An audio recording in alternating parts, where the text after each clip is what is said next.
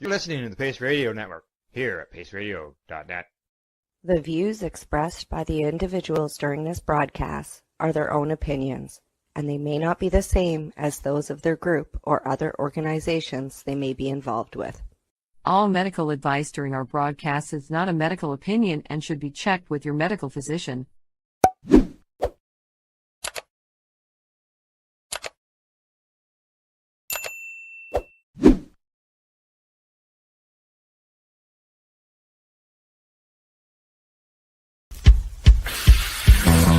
Oh yeah, baby, lovely.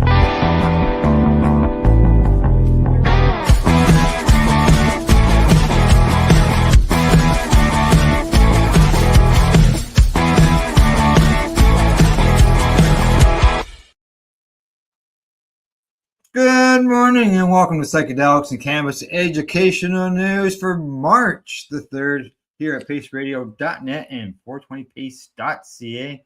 Good morning, Riv Cindy. How you doing today? Good morning, Al. Not doing too bad, thank you very much. March. That's right. But I'll tell you, it still feels like friggin' February out there. Minus 25 this morning. Oh yeah, it's cold here. Not that cold. I think it's right now. It's like minus 10 with the feeling of minus 17. So. Yeah. Well, long range though. Within the next week, we're talking like 7, 8, 9, even 10 degrees. Yeah. Yeah. Which is yeah. And a pile of rain on top of that, along with a couple feet of melting snow. What's there to worry about?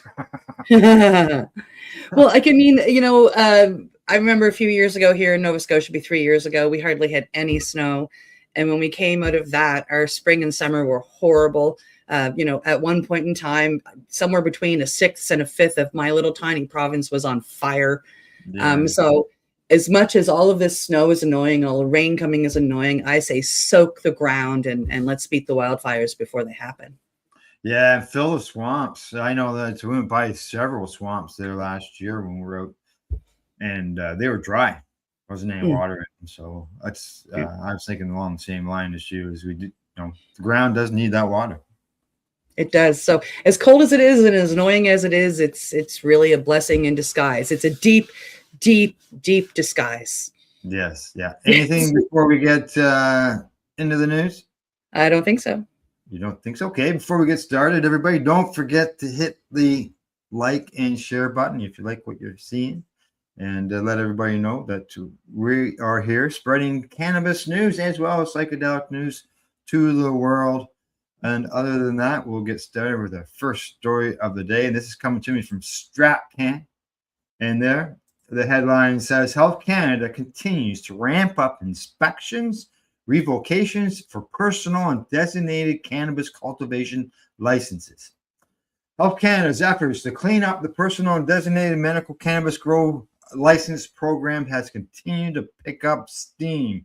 That's right. Now, according to a brief note from October 2025, Health Canada had refused or revoked over 4,100 medical cannabis registrations under the cannabis regulations, including approximately 3,400 for reasons of public health and public safety as of March the 31st, 2025. This is an increase from previous figures from Health Canada in late 2024, showing the regulator had refused to revoked over 1,400 registrations since 2022, including more than 700 for public health and safety reasons.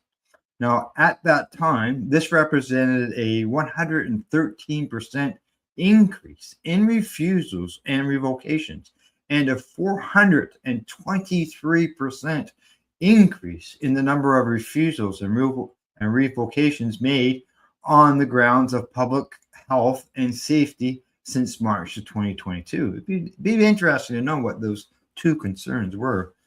Some ideas as far as what exactly they were. So now they say the newest figures show an even greater increase in these types of refusals. Personal and medical authorization sites have been under increased scrutiny in the past few years from several municipalities and many conservative MPs, especially in Ontario, where the OPP says that criminal enterprises are exploiting the Health Canada medical and personal designated cannabis production licenses. Now, a Southern Ontario county says it's the first in Canada to take steps to manage personal and designated medical grow licenses through a zoning bylaw. In 2022, in Alberta, there was a place there that they called on limits on medical cannabis grows in residential areas. And they say that the number of healthcare practitioners associated with the active personal and designated registrations who authorize amounts equal to or above 25 grams per day reached a new low of 222 at the end of 2023, which was down from the peak of nearly 500 in the late of 2022. Now, since 2019, Health Canada has shared data on the number of healthcare practitioners and the daily amounts authorized with these regulatory authorities to address these higher than average authorizations. Let's see what else. They say that for most of the recent available data from April 1st to March the 31st of 2024 to 2025, the federal regulator conducted a total of 889 inspections under the Cannabis Act and its regulations, up from 662 in the previous year. And Cindy, it's, they've been saying they're going to go at us for a long time. And obviously they have ramped that up. Yeah. It, I'm split on this issue. Like I know a lot of people in the game. I know a lot of doctors that have prescribed. I work with veterans associations, and the max that I've seen, and like the average max that I've seen is, 10 to 15 grams per day. And these people have really had to prove it. So, I don't know the doctors that are prescribing like these larger amounts. I do know a couple of people, that I can think of that, honest to God, have needed them for, whether it's fighting MS or fighting cancer or fighting Parkinson's. So yeah, I don't know what to think of it. Like when you've seen some of the reports over the years of some of the raids, they do include the fact that the person had a license or not. And some of those people have abused them. I know there was one fellow who had a license for 200 plants and he got busted for 3,000. Yeah, well, I know somebody, sadly, that they have a license for 25 grams per day, they have their grow license as well, and they don't need it. Yeah. So I know people that need it, and I know people that have found the right doctors to do that. And then so they're like, and I know what they do. I used to bake for the people. That's how that's how I know them. So it's, I'm kind of on both sides. I don't like people taking advantage of the system that we've worked so hard to be granted. Yeah. But I don't want their abuse of it to take away from the people that actually need it. Oh yeah, exactly. Now I see we got a comment from Xavier. He says 200 plants. I wish I could have a license for 200 plants. Yeah, people here in Canada, yeah, they got licenses for over 200 plants. Yeah. I've had my license for close to 20 years, and I've just had the same license, same amount. Haven't gone in to change, nothing like that. But yeah, there are people who have abused it, and there's a lot of patients who have gone without because of other abuses. So it's it's a hard thing to make. I mean, I would love them to stop the people that are abusing it, but the way that they're going to try and go in there and do it is it'll end up limiting the people that really, really need it. Correct. And the municipalities have been screaming for loopholes about this and that for years. Yeah. Sorry. Yeah, Xavier, he's getting involved here. He says that he's from New Jersey, and he says this is nothing that's unheard of. We can only have recreational use in the state. Now, here in Canada, we've had a medical program for A long basically time. 20 years. For And long, yeah, people 100 grams a day. And you get five plants per gram. Wow. Do the numbers if you're growing indoors, right? So Yep. yeah. Yep. All right. From there, we should move on to the next story. Absolutely. The next story is coming to us from Cannabis Health News. Mother of all cannabinoids, the rising potential of CBG and CBGA. I've recently been doing some work with this particular cannabinoid, and it's pretty amazing. While THC and CBD remain the most recognized cannabis compounds, researchers are increasingly turning their attention to a lesser known cannabinoid, often called the mother of all cannabinoids, CBG, and the acidic precursor CBGA. According to Cannabis Health News, CBGA plays a foundational role in cannabis chemistry. Inside the plant, CBGA is essentially the starting molecule from which other cannabinoids are formed. As cannabis matures, enzymes convert the CBGA into THCA, CBDA, CBCA, meaning without CBGA, many of the cannabinoids people know today wouldn't exist. Scientists are now exploring whether CBG itself may carry significant therapeutic potential. Early research suggests possible anti-inflammatory, neuroprotective, antibacterial, and even mood-regulating properties. Some studies are investigating CBG's potential role in conditions ranging from inflammatory bowel disease to glaucoma and neurological disorders. This is really exciting research. Researchers quoted in the article note that interest in CBG is growing partly because of its non-intoxicating, making it attractive for medicinal patients seeking symptom relief without psychoactive effects. However, producing CBG products presents challenges because most cannabis plants naturally convert that into other cannabinoids during growth. High CBG strains require specialized breeding and harvesting techniques, which can make products more expensive and less widely available. They are hard to find. Still, industry analysts believe minor cannabinoids like CBG represent the next phase of cannabis science. Rather than focusing on a single compound, researchers are beginning to explore the plant as a complex pharmaceutical system. As cannabis research expands globally, compounds once considered chemically minor may soon play major roles, in the future therapeutic development. I think this is exciting, Al. It makes me think of the other one, CBN. I have used both CBG and CBN in the past when I can find it. CBN is wonderful to help sleep, and I find CBG with its anti-inflammatory properties very pain relieving. It's a beautiful medicine. Yeah, that's one advantage of the legal world, is the fact that those cannabinoids now will be increased, or availability be increased. And I'm not quite sure. They talked about in the article about breeding processes in order to increase CBG, but we also know that they can create cannabinoids by fermenting yeast.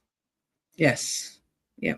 So they can use that as a method in order to increase CBG end of things as well. Yep, for sure. I'd much rather have it out of the plant. Me too. So I'm glad that the scientists are moving forward, finding a way to grow these plants to increase that CBG output. And get those plants out there. Like I said, I've been lucky enough to try some CBG in ingestible form through my veteran supplier. And I have smoked some CBN, which was just absolutely phenomenal. Yeah. Yeah, hardcore. I woke up with my vape still in my hand, huh? Yeah, he did his job, right? All right, time for us to move on to the next story. Here we go. This one here, it's coming to us from normal.org. Headline says, Justice Department brief urges SCOTUS to uphold federal gun bans for cannabis consumers. Solicitor General John Sauer is calling on the Supreme Court to uphold a long-standing federal ban prohibiting those with any history of cannabis use from legally owning or purchasing firearms. Now, in the brief filed last week with the Supreme Court, the Justice Department opines that categorically disarming cannabis consumers comports with our historical tradition of disarming habitual drunkards. That's what it says in quotes. The department argues that the ban is justified because the public safety concerns arising from particular dangerous behavior, mixing habitual illegal drug use or addiction with firearms. Now, in March, the Supreme Court Justice will hear arguments in United States versus Hemeny, and they say that the Justice Department is appealing the case after the Fifth Circuit Court of Appeals determined that the federal government's Second Amendment ban is unconstitutional when applied categorically to those with any history of cannabis use. Other lower courts have offered similar opinions. Does that mean that they could ban you from owning a gun because you got busted for cannabis 20 years ago?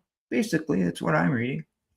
Now, in January, members of NORML's amicus committee filed a friend of the court brief with the Supreme Court urging the justices to repeal the federal ban. They say, for centuries, Americans cultivated, consumed, and prescribed cannabis without any suggestion that doing so warranted loss of firearm rights. And state legal medical cannabis users readily continue to do so today with the protection of Congress. Now, NORML's brief explains the historical analogs the government identifies concern temporary restrictions on carrying or firing weapons while intoxicated or on persons adjudged dangerous, not blanket bans for all users of a disfavored substance. Exactly. For decades, the federal government has asserted that the 1968 prohibition on firearm possession by unlawful users of federal controlled substances should be applied broadly, effectively criminalizing gun ownership based solely on past cannabis use, even absent intoxication or dangerous contact.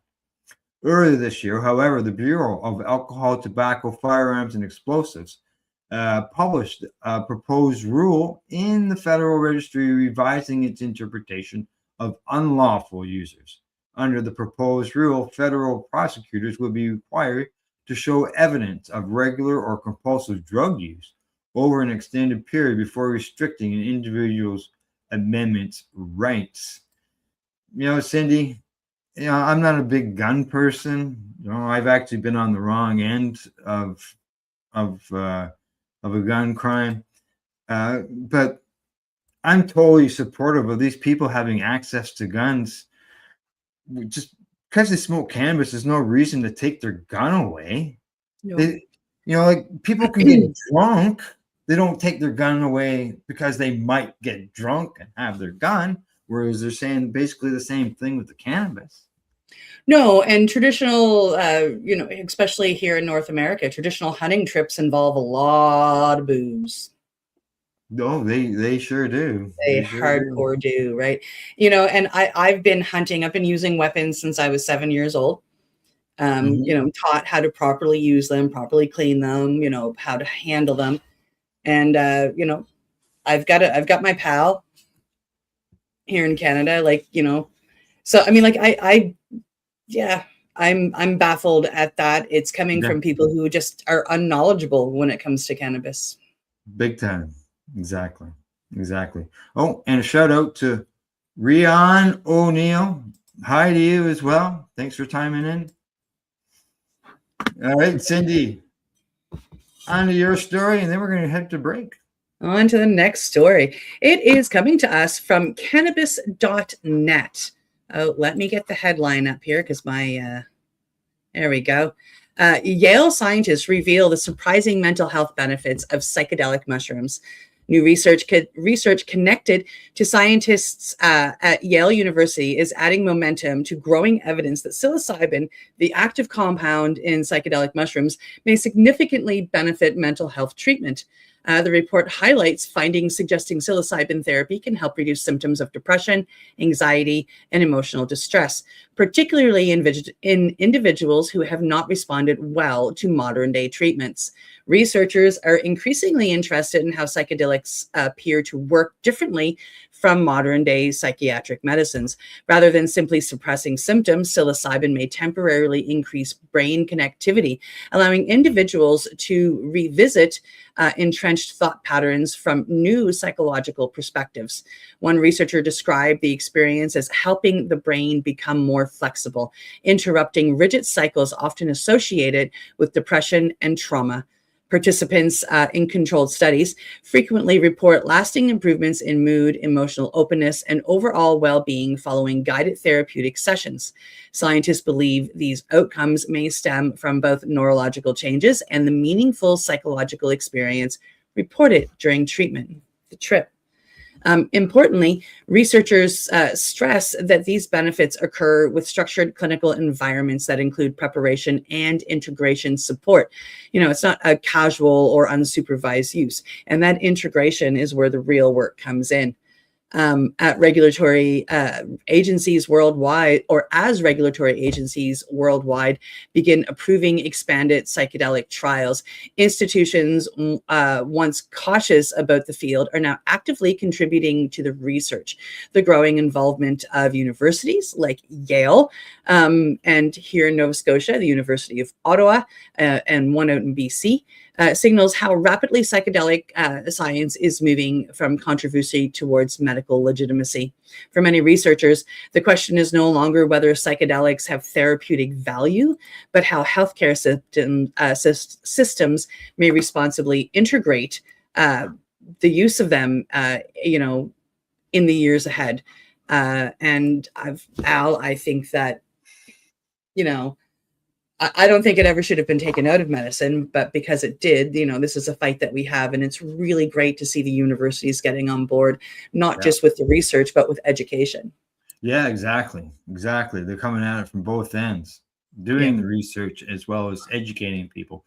And I have to agree with the first line in the conclusion of this article. And it says, this growing body of research makes it clear that psilocybin is no longer a fringe substance associated with merely getting high.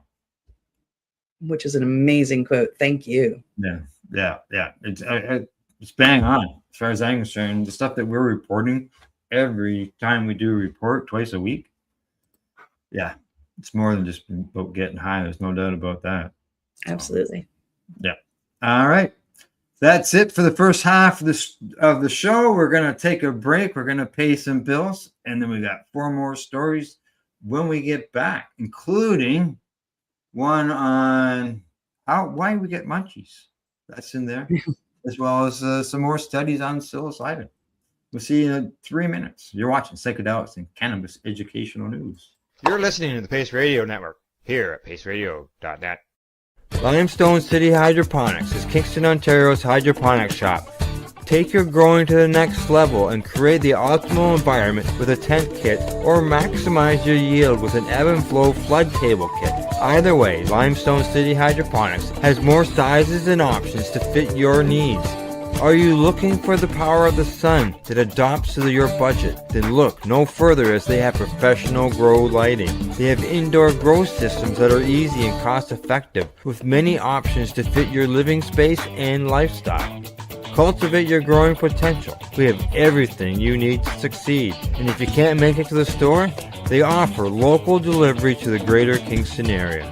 Remember, when you're looking for experts to help you grow, then look no further than the locally owned Limestone City Hydroponics, 105 Sunderland Drive in Kingston, Ontario. Call them at 613-548-0420. Are you looking to get your medical cannabis grow license? Limestone City Hydroponics can help patients through the process of obtaining their license to grow medical cannabis. What's that? You don't have a doctor? If you meet the medical criteria, Limestone City Hydroponics has a nurse practitioner who can assess and provide medical cannabis prescriptions. What are you waiting for? Contact Limestone City Hydroponics at limestonecityhydroponics.ca or call them at 613-548-0420. What do you find at paceradio.net? People advocating cannabis education. Enjoy the buzz of legalization with Campbellford Lifestyle Shop. From lights to plant nutrients, books, consumption accessories, and more. We've got all your basics to grow or consume cannabis. Visit our info center or take a look at our piercing services and body jewelry, now available in-store through Campbellford Lifestyle Shop, 17 Bridge Street West, Campbellford. Re-rolled Saturdays. Check it out. Nothing but non-stop cannabis and psychedelic programming. Find it at 420pace.ca.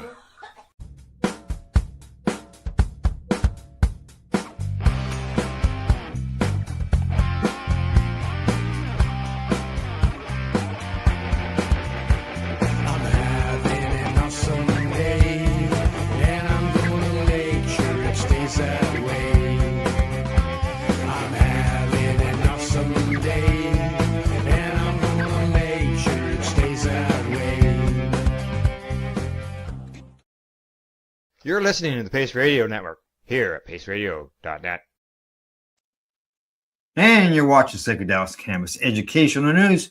Cindy, we got 4 more stories to bring everybody, and we're going to get started with one from the International Cannabis Business Conference, and the headline there says, as everybody reads it before I do, Guyana launches its regulated cannabis program. In the summer of 2023, lawmakers in Guyana approved a measure that legalized the limited cultivation of low THC cannabis for medical and industrial purposes. The African nation Parliament approved the Narcotics Control Commission bill in 2023 and tasked Guyana's Ministry of Interior with setting up a framework to issue cannabis cultivation licenses. The ministry announced this week that it has finally done so. Wow, it's only taken 3 years. Guyana has launched the Cannabis Regulatory Program, establishing a controlled framework for the cultivation and management of low THC cannabis for medical and industrial purposes.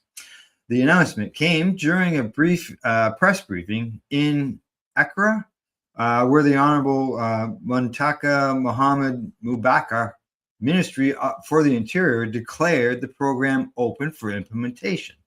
Says that Guyana's Ministry of the Interior wrote in a news release that this low psychoactive hemp is the same type legally cultivated in countries like Canada, the United States, the United Kingdom, and Germany for fibers, seeds, textiles, food products, and therapeutic applications. Now, during a press conference, the minister pointed out to the economic boost that Canada's legal cannabis industry has provided the nation. Canada adopted a national adult use cannabis legalization measure in 2018, with Canada's regulated industry model being far more robust compared to what Guyana has adopted. I'd say so. Now, the ministry outlined key anticipated outcomes, such as reduction in illegal high THC cultivation as farmers transition to legal alternatives, significant local and foreign investment, thousands of jobs, particularly for rural youth, and substantial state revenue from licensing fees and export. Now, in July of 2025, Guyana's current cannabis industry regulatory body, the Management of Narcotics Control Commission, engaged with the Moroccan ambassador, Mrs. Quadrille, to discuss Guyana's cannabis policy implementation plan. Now, additionally, members of Guyana's emerging cannabis industry are planning a trade mission trip to the Czech Republic as part of an ongoing effort to develop the country's cannabis industry and boost collaboration with other nations.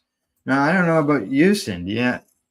With the way that was going there, it sounded like they were just going to allow hemp, but then they start explaining the Canada end of things and legalization. Yeah, they're definitely going low THC, but what is their low THC? Yeah. Right? Like, are they going with the 0.3, which would be hemp, or are they allowing it to go up to like maybe 3 or 5% or something like that? Yeah, and well, that's like trying to restrict the limit of the height of the plant, like they tried here in Canada. It's hard to restrict unless they constantly. Well, no, but I mean, like all the growers that I know, that when that first happened, and they're like, "So you just want us to keep topping our plants?" And fine, no restrictions on width. right? So I know a lot of people that they ended up with bushes, like huge bushes. I mean, the same with me, right? Like my plants, I don't know what I do. They usually grow tall, so you have to keep bringing them down, and you end up with all of these tops, like all of these colas. It was really beautiful. It is. It's nice, isn't it? So yeah, it'll be interesting to see what happens. I'm sure that we will see follow-up stories. I'm curious to see what their low THC means. Yeah. You know, is it low cannabis, or are they going on the hemp side? Like that's kind of. I gotta believe the cannabis advocates in the country must have celebrated 3 years for them to implement it. Like, I know people were, upset here in Canada because it was going to take a couple of years. Like, yeah. So I mean, like, and as we know here in Canada, like once it's implemented, it'll be always evolving. So. Yeah, and it needs to evolve more still. Yeah. All right. On to yours. Next story. On to the next story. This is coming to us from PsyPost. Psilocybin produces different behavioral and brain-altering effects depending on the dose. Quite interesting, hey? A new study highlighted by PsyPost is reinforcing something long recognized by researchers and experienced practitioners alike. When it comes to psilocybin, dose matters profoundly. Scientists examined brain activity and behavioral responses, found that different amounts of psilocybin can produce distinctively different neurological and psychological outcomes. Lower doses appear to influence mood, perception, and cognitive flexibility in subtle ways, while higher doses produce much more significant alterations in brain communication patterns. Researchers observed that increasing dosage changed how various brain networks interacted, particularly those linked to self-reflection, perception, and emotional processing. These shifts may These shifts may explain why therapeutic psychedelic sessions often rely on carefully calibrated dosing protocols. The findings also help clarify ongoing discussions around microdosing versus full therapeutic doses. While smaller amounts may influence creativity or mood regulation, higher clinical doses appear more closely associated with transformative psychological experiences reported in therapeutic research. Scientists involved in the study emphasize that understanding dose-dependent effects is critical for developing safe medical frameworks. As psychedelic therapies move towards regulated healthcare models, standardized dosing could become as important as it is with conventional pharmaceuticals. In short, the research underscores a central principle emerging in psychedelic medicine. Outcomes are not determined solely by the substance itself, but by the dosage, the context, the preparation, the support, and the integration afterwards, of course. I don't know how much knowledge you have when it comes to comparing the macro and the micro doses or not, Al. But it's nice to see the research showing something that those of us that are seasoned with it already know. Yeah, correct. Exactly. Most of my mushroom stuff is back decades. So yeah. And back then it was macro. Yeah. I never heard of microdosing until, obviously later in life. But in the beginning, that's all it was macro dosing. Big doses. Yeah. Big doses. And I've noticed, I work in a head shop here in Nova Scotia and chatting with some young people that come in. I've noticed that with, the 20s era kids right now, it's still the same thing. Their psilocybin is very much macrodosed. Yeah. Yeah. It wasn't the mushrooms as far as the effects of them that bothered me. It was eating them. The squeaky. It's like curry, cheese curds. It's squeaky when you're eating it. I didn't like that. What I always did is I used to get mini pizzas when I was younger, and Yeah. some extra cheese, and then I'd cut up the mushrooms and put them on the mini pizzas and cover them with cheese. There you Then you go. can just Hey. That helps. All right. works. It works. Okay, on to our next story. This is coming to us from the Marijuana Moment. And the headline there says, scientists reveal what types of food the marijuana munchies may make you crave the most. Getting the munchies after using cannabis isn't just in your head. It's a real biological phenomenon that could hold important real-world implications for people suffering from conditions associated with appetite loss, such as myself with Crohn's disease. Now, according to a new study that also identified some of the most commonly desired food items while high, researchers at Washington State University and the University of Calgary sought out to investigate the well-known cannabis experience, which is often comically portrayed in the media as a hunger-inducing side effect that's coupled with copious consumption of Doritos and other unhealthy snack foods. Yeah, exactly. Well, that might be how some people manage the munchies. The appetite stimulation associated with cannabis has the potential to meaningfully help people with serious health conditions, the researchers said in the study, which has recently been published in the Proceedings of the National Academy of Sciences. Getting the munchies after using cannabis isn't just in head, as I said. I don't know. See how I got stuff doubled up here. They say that, that might be how people manage the munchies. They say the appetite stimulation associated with cannabis has the potential to help people, as I mentioned. Now, the human clinical trial involved 82 volunteers, aged 21 to 62. Now, the participants were randomly assigned to vape either 20 or 40 milligrams of cannabis or a placebo for the control group, and were assessed to determine what kind of factors might impact the appetite effect. The study also involves similar assessments using a rat model. Interesting, the study found that people didn't universally gravitate towards one type of food option over another. Some participants were inclined to eat carbohydrate-heavy foods. Others preferred proteins, and some fell closer to the stereotype of choosing fatty snack foods. But there were some things in common, if unexpected themes. Beef jerky was the number one things intoxicated people gravitated towards, which this writer doesn't understand. I don't understand either, but I don't eat beef jerky.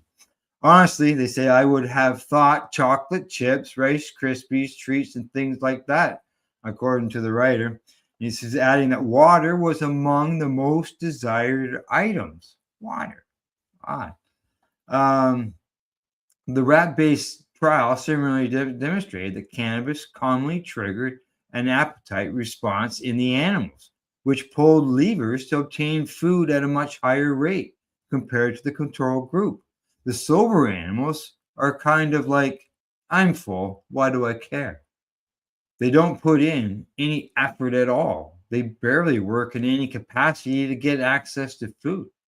The University of Calgary's Matthew Hill says, but you get them stoned again, and even though they're now full and they've eaten, they get right back as if they're starving. The same thing we saw in the humans, we saw in the rats. We kind of thought it would make them want to eat carb-rich foods, but that didn't seem to be the case. It just seemed to be any food. Now, the findings reinforce what's been established in earlier research into the endocannabinoid system. THC stimulates the hypothalamus and hijacks the entire system, according to McLaughlin. So even though you're not necessarily hungry, THC can stimulate cannabinoid receptors in the brain and make you feel hungry. There you go. There you go. Interesting. Yeah. It shows that it's not, as they said, everybody thinks it's just all about munchies. It's snack food, unhealthy snack food, but people are eating in. Well, they said beef jerky, so that's something that's salty and full of protein, Yes. Yeah, right? exactly. So it's satisfying the salt, and if people are craving protein, that's just really interesting that the majority of people crave protein of some sort. Exactly, which is good. Which is healthy for us. So, yeah. So it's just not all about snack foods. It's just about the way the brain operates once you add some THC to it. Hmm. Feed me. Feed me. Yeah. Give me the stuff I need, protein. Exactly. All right, on to the last story of the day. The last story of the day. It is coming to us from Nature Scientific Reports. Pilot study of psilocybin in patients with post-treatment Lyme disease. And I just feel that we're coming up to an important time of year to maybe think about this as psilocybin for Lyme disease.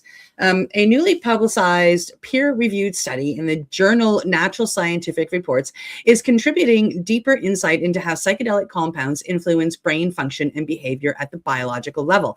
The research examined neurological responses associated with psychedelic exposure, focusing on how these substances affect communication between brain regions involved in perception, emotion, and cognition. Scientists observed measurable changes in neural signaling patterns that may help explain why psychedelics can produce profound shifts in awareness and psychological processing. One key takeaway from the study is that psychedelics appear to temporarily reorganize normal brain activity, allowing networks that do not typically communicate closely to interact more freely. Researchers believe this increased connectivity may underlie reported therapeutic benefits seen in depression, PTSD, and anxiety studies. Importantly, the authors emphasize that these effects are temporary, but may create windows of heightened neuroplasticity, periods during which learning, emotional processing, and behavioral changes may become more accessible. Studies published in high-impact journals like Nature Signal are about how far psychedelic science has progressed from decades of research restrictions. What was once largely theoretical is now being examined through advanced imaging and rigorous experimental design. And of course, the neuroplasticity and the brain talking to each other, it is why psilocybin would be important in healing the brain after Lyme disease. Yeah. And Lyme disease, as we know, we were talking about it before the show, and we both know people who have suffered from Lyme disease. Yes. And what they've had to go through. Here now, because I've been bit twice, and there were several years between them, and the system has changed as far as, now we just got to go to our pharmacy and let them know, and the pharmacist will write out the prescription and give you your couple of antibiotic pills, and on you go. But if you don't find that you've been bit, you could end up with some troubles down the road. Yeah. And that's where it gets harder to diagnose it. And we talked about two people. We each knew somebody that had to go to the United States to finally get their diagnosis. They have, more in-depth tests down there, I guess. Yeah, something's different anyways. So, but now it's much better than what it was as far as access to the medications, because you used to have to go to the doctors or go to the hospital to get it. But at least now we can go to the pharmacy, which gets you your medication quicker to get at that. Absolutely. Try to kill it off. So, all right. Anything else? Oh, I don't think so. It's Monday, folks. Have a great week. Yeah, exactly. Have a great week. Sounds good to me. And that's it for today. We hope you found it informative and educational. Thanks go out to everybody for tuning into the broadcast and to our sponsors, Limestone City Hydroponics.ca, the Campbellford Lifestyle Shop, as well as At-Eze.ca. And we will see you Thursday morning at 10 a.m. Eastern. And don't forget, as I always say, to educate, medicate, and do not incarcerate. You're listening to the Pace Radio Network here at paceradio.net. The opinions of the individuals during this broadcast are their own, and may not be the opinions of their group or other organizations they may be involved with. All medical advice during our broadcast is not a medical opinion and should be checked with your medical physician. Enjoy the buzz of legalization with Campbellford Lifestyle Shop. From lights to plant nutrients, books, consumption accessories, and more, we've got all your basics to grow or consume cannabis. Visit our info center or take a look at our piercing services and body jewelry, now available in-store through Campbellford Lifestyle Shop, 17 Bridge Street West, Campbellford. Limestone City Hydroponics is Kingston, Ontario's hydroponics shop. Take your growing to the next level and create the optimal environment with a tent kit, or maximize your yield with an ebb and flow flood table kit. Either way, Limestone City Hydroponics has more sizes and options to fit your needs. Are you looking for the power of the sun that adapts to your budget? Then look no further, as they have professional grow lighting. They have indoor grow systems that are easy and cost effective, with many options to fit your living space and lifestyle. Cultivate your growing potential. We have everything you need to succeed. And if you can't make it to the store, they offer local delivery to the greater Kingston area. Remember, when you're looking for experts to help you grow, then look no further than the locally owned Limestone City Hydroponics, 105 Sunderland Drive in Kingston, Ontario. Call them at 613-548-0420. We are people advocating cannabis education here at paceradio.net.